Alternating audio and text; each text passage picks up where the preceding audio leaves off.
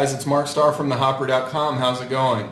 So this week I really wanted to give you guys something special. We're going to be taking a look at 5 beers. So Monday, Tuesday, Wednesday, Thursday, and Friday of this week I'm going to be posting a brand new review for you guys.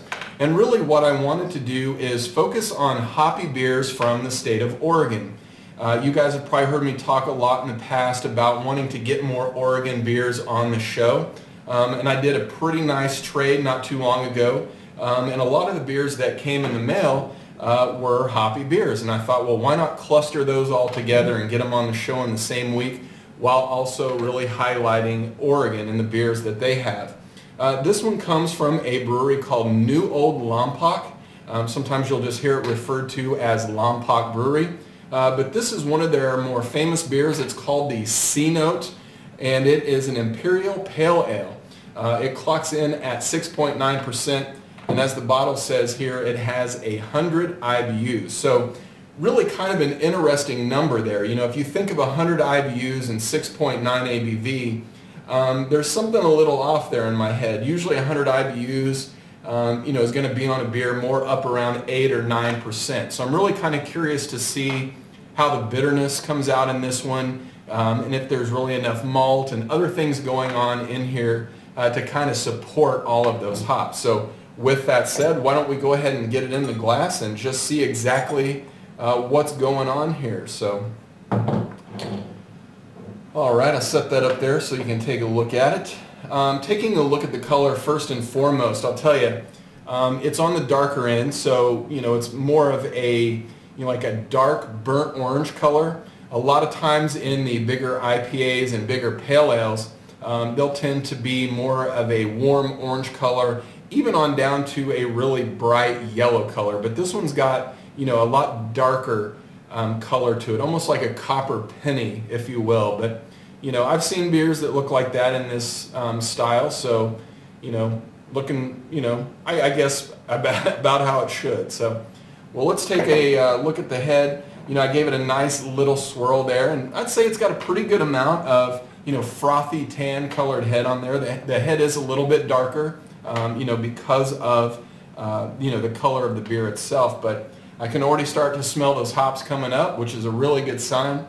So I'm going to dig in a little bit further and get this week started. So cheers, guys.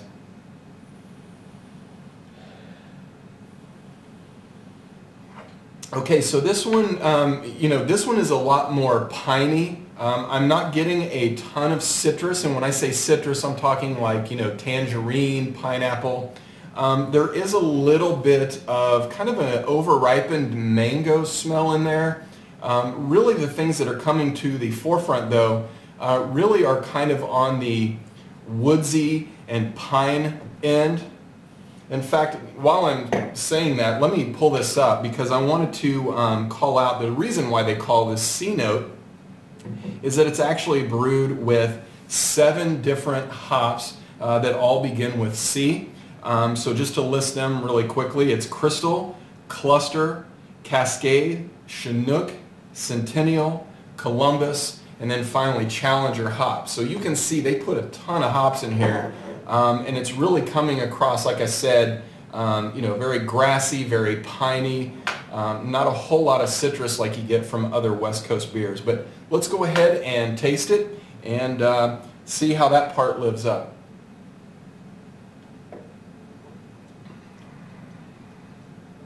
Okay.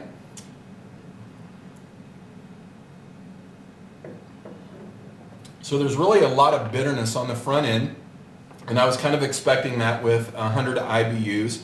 There's a good amount of sweetness in here, not a very high amount of sweetness, but I think enough. I think it could probably benefit from just a touch more sweetness, or maybe being pulled back a little bit on the bittering end of the hops, but really getting those hop flavors on the tongue, and they're just really kind of tingling the palate.